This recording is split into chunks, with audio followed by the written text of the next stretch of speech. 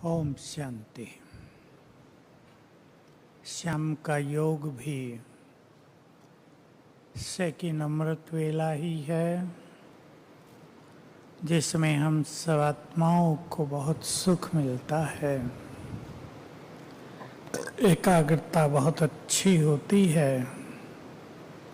सवेरे के अनुभव सबके अलग अलग होते हैं, पर श्याम के अनुभव तो सब यही कहते हैं कि एकाग्रता योग अभ्यास बहुत सुंदर होता है। हम सभी श्रेष्ठ योगी बनने का दृढ़ संकल्प करें। आप सोचते होंगे हम तो श्रेष्ठ योगी हैं ही, लेकिन ऐसी योग की ज्वाला जले जो संसार से पाप की होली जल जाए। ऐसा योग पावरफुल हो, प्रकृति भी विशुद्ध हो जाए। और ये सब जो प्रकृति का खेल चालू हुआ है, ये तो चलना ही है। और पावरफुल रूप से प्रकृति अपने को प्योरिफिकेशन की राह पर आगे बढ़ाए। हमेशा पावरफुल योग करते चलें। बहुत अच्छी तपस्या तीनों जगह हो रही है। मैं कुछ छोटे छोटे टिप्स आप सबके सामने रखता हूँ। नथिंग न्यू, आप सब जानते हैं। बहुत समय से सभी राजयोग का अभ्यास कर रहे हैं। शांतिवन में सबसे ज्यादा जगह है एकांत की। वॉकिंग भी बहुत भाई बहनें करते हैं। अब इस वॉकिंग को योग युक्त वॉकिंग में बदल दें, ताकि जिधर से हम निकलें उधर वाइब्रेशंस फैलते चलें। बहुत काम आएंगी ये चीजें आगे चलकर। एकांत योगियों के लिए वरदान होता है। एकांत में अपने से बातें करना, अपने को उमंग उत्साह दिलाना, अपने को प्रेरित करना, छोटी छोटी बातों से स्वयं को मुक्त करना, ये एकांत चिंतन के द्वारा होता है। मैंने पिछली बार भी आपको एक संकल्प दिया होगा, मुझे भूल गया, भट्टी में दिया था या यहाँ। चित्त को बिल्कुल निर्मल करना है। मुझे आजकल ये बात बहुत प्रिय लग रही है। हम अपने मन मंदिर में ऐसी वैसी बातों को क्यों स्थान दें। हमारा मन मंदिर तो भगवान के बैठने की जगह है। हमारा मन मंदिर तो वरदानों को भरने का स्थान है। सर्व खजाने इसमें भरते हैं। चित्त को बिल्कुल शुद्ध करेंगे। किसी के लिए कुछ भी रखा हो, खत्म। तो एकांत हम सभी के लिए बहुत श्रेष्ठ चीज है। हमें ज्ञान का बल बहुत मदद करता है योगी बनने के लिए। ज्ञान का बल, केवल ज्ञान नहीं, ज्ञान का बल। 2 दिन पहले हम सुन चुके हैं। अतीन्द्रिय सुख उन्हें वास्ता है जो ज्ञान के चिंतन में रहते हैं, सुदर्शन चक्रधारी होकर रहते हैं। तो ज्ञान को हम अपनी शक्ति बनाएंगे। केवल चिंतन नहीं, एक एक ज्ञान की बात याद आते ही हमें शक्ति मिल जाए, हमारा व्यर्थ समाप्त हो जाए, हमारी निराशा बदल जाए, हमारे उमंग उत्साह बढ़ जाए, सोया हुआ स्वमान जग जाए। ज्ञान का बल। तीसरी चीज, सेवा का बल भी योग युक्त होने में बहुत बड़ी भूमिका निभाता है। लेकिन सेवा की गति बड़ी सूक्ष्म है। सेवा तो सब करते हैं। मुरली हम सुन चुके हैं संडे की, पिछले ही संडे या उससे पीछे संडे। सेवाओं को अपने लिए अर्पित न करो। मुझे बहुत प्रिय लगे ये सब। सेवा विश्व कल्याण में अर्पित कर दो। सेवा के फल को भी बाबा को अर्पित कर दो। सेवा स्वयं प्रति अर्पित न करो माना, सेवा के बदले में जो कुछ मिलता है उसे ले न लो, मिलता है बहुत कुछ, अर्पित कर दो विश्व कल्याण के लिए। ये बड़ी सूक्ष्म बात है। जो ऐसे निष्काम सेवा करने वाले होते हैं उनकी सेवा उन्हें योगी बना देती है, सेवा की समर्पित। मुझे बहुत अच्छी बात ने एक प्रेरणा दी थी। जब महाभारत सीरियल पहले चला था तो इंद्र ब्राह्मण बनकर कर्ण के पास आता है और उससे कवच कुंडल मांग लेता है, और कर्ण बाध्य है पूजा के बाद जो कुछ मांगा जाएगा वो देगा। वो कृपाण से काट के सब कुछ देता है। इंद्र कहता है आप महादानी हैं, दानवीर हैं, आपने बहुत बड़ा दान कर दिया है, इसके बदले में मैं तुम्हें कुछ देना चाहता हूँ। कर्ण का उत्तर था, कुछ देकर कुछ ले लेना ये दान की मर्यादा नहीं है। मुझे तब से वो बात याद रहती है कि देखो हमारी कहानियों में भी कितनी सुंदर बातें लिखी हैं। हम सेवा के फील्ड में हैं, निष्काम भाव से सेवा को आगे बढ़ाएं तो सेवा हमारे जीवन को बहुत श्रेष्ठ बनाती है। एक तेज पैदा होता है हमारे अंदर और योग युक्त होने में हमें बहुत मदद मिलती है। मैं पहली बात योग की आपको याद दिलाऊं। मैं चाहता हूं सभी अपनी इस फीलिंग को बढ़ाएंगे, क्योंकि बात कुछ नई नहीं है।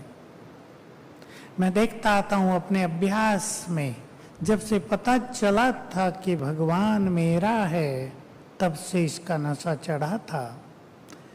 50 साल हो गए इसको चलते चलते, अब वो नशा सूक्ष्म होता जाता है। भगवान मेरा है। छोटी सी घटना सुना देता हूँ।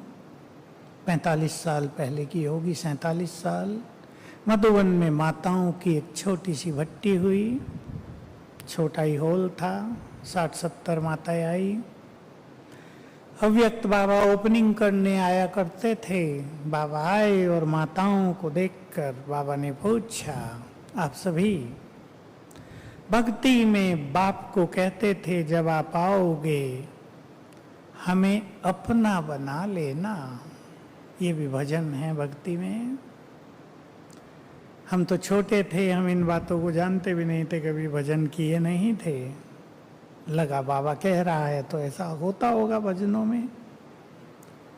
लेकिन मैंने तुम्हें अपना बना लिया है, लेकिन एक चीज वो भी मैंने तुम्हें दे दी जो तुमने मांगी नहीं थी।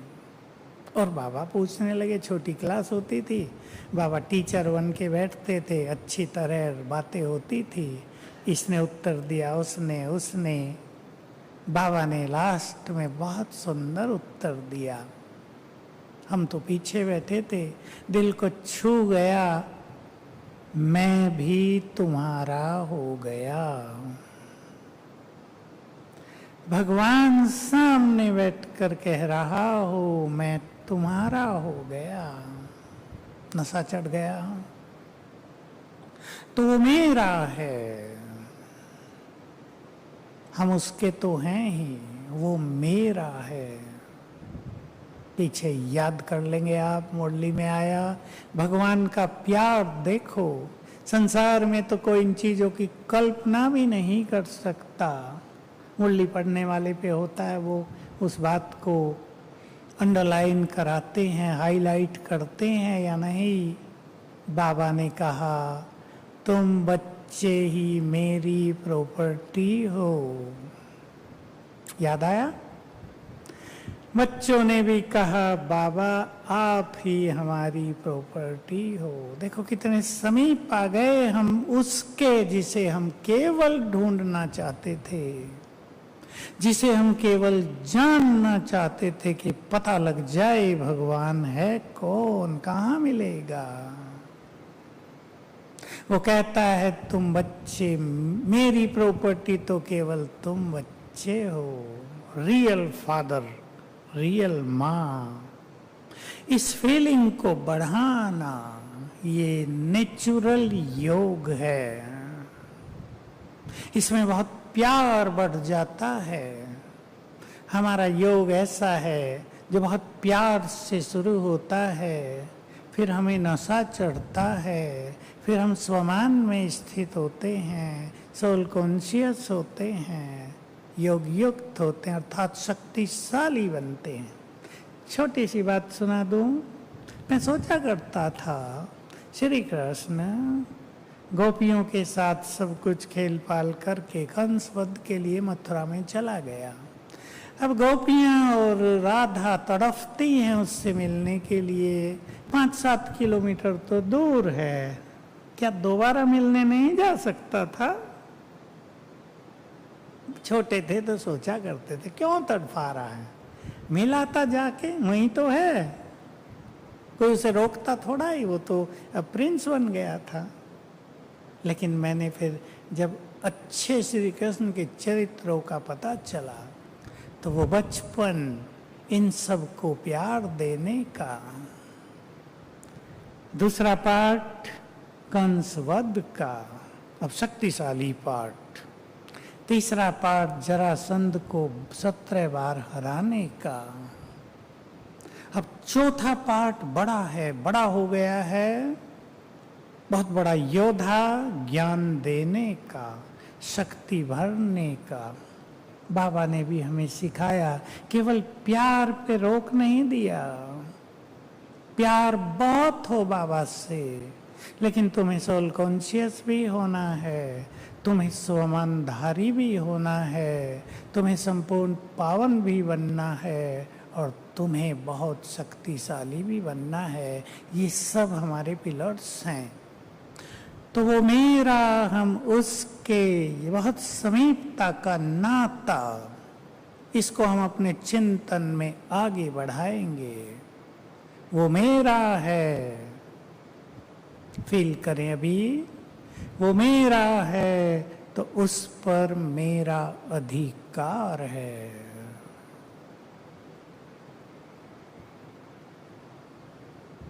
फील करें, बहुत बड़ी चीज है भगवान पर अधिकार। इस चिंतन को बढ़ा दें, उसकी शक्तियों पर अधिकार, उसके वरदानों पर अधिकार, सब इसको बहुत चिंतन में लाएंगे। छोटी चीज नहीं है, जो कुछ उसकी शक्तियां हैं वो सब हमारी हैं,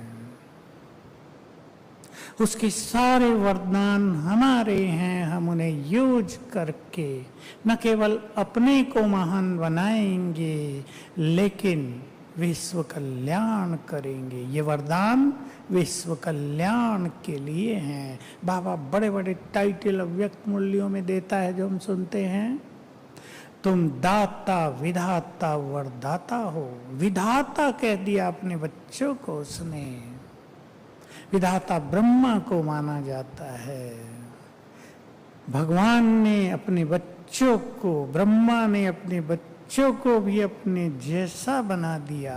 सभी इन बातों पे जितना गहन चिंतन करेंगे, ये एक एक चिंतन हमारे महान स्वरूप का निर्माण करेगा, छोटे से ऊंचाई तक ले जाएगा।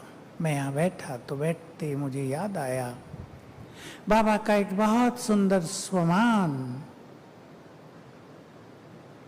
जो बच्चे स्वमान की सीट पर सेट रहते हैं, ज्ञान सूर्य की किरणें उनकी छत्र छाया हैं। ज्ञान सूर्य की किरणें आ रही हैं, सिर के ऊपर छत्र छाया बन रही हैं। बहुत सुंदर योग की प्रैक्टिस है। तो योग अभ्यास में बाबा हमें बहुत बहुत बड़े स्वमानधारी बनाता है। हम स्वमानधारी होने पर फोकस करें। रटने की बात नहीं, मैं एक महान आत्मा हूँ, मैं पूर्वज हूँ, बहुत बड़ा स्वमान है हमारा। विश्व कल्याणकारी हूँ, बहुत उच्च कोटि का स्वमान है।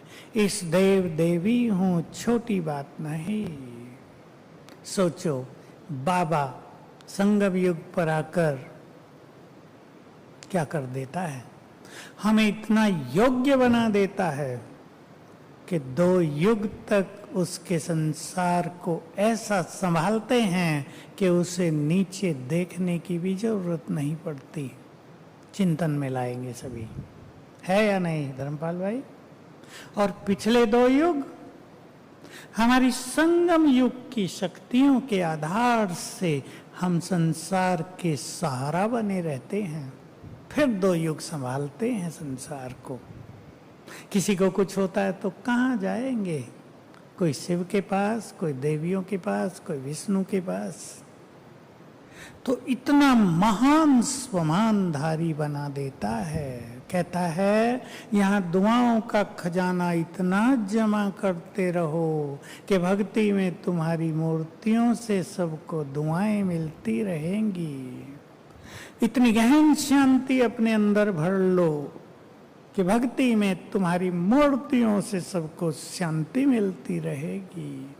अपने को इतना निष्काम और इच्छा मात्र विद्या बना दो, इतना सर्व खजानों से भरपूर कर लो कि भक्ति में तुम्हारे दर्शन करके लोगों की मनोकामनाएं पूर्ण होती रहेंगी।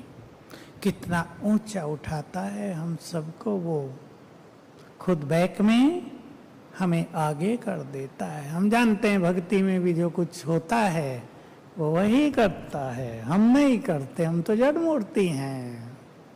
लेकिन हमें निमित्त रखकर हमें इतना सम्मान देता है, हमें आगे कर देता है कि नाम तुम्हारा काम मेरा, नाम देवी का हो रहा है, काम देवी के द्वारा बाबा कर रहा है। हम अपने स्वमान को आगे बढ़ाते चलें। बहुत बड़ी प्राप्तियां हुई हैं।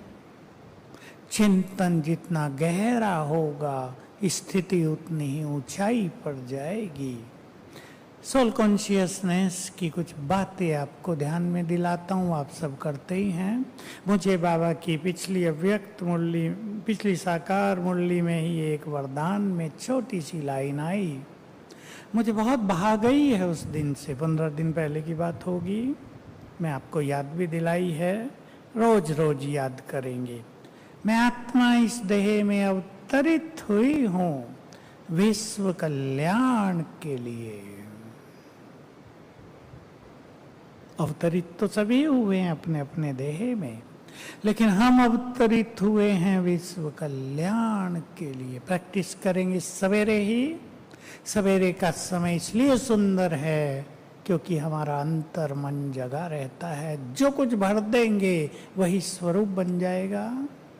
दूसरा अभ्यास, मैं 2 ही अभ्यास कह रहा हूं आपके समक्ष।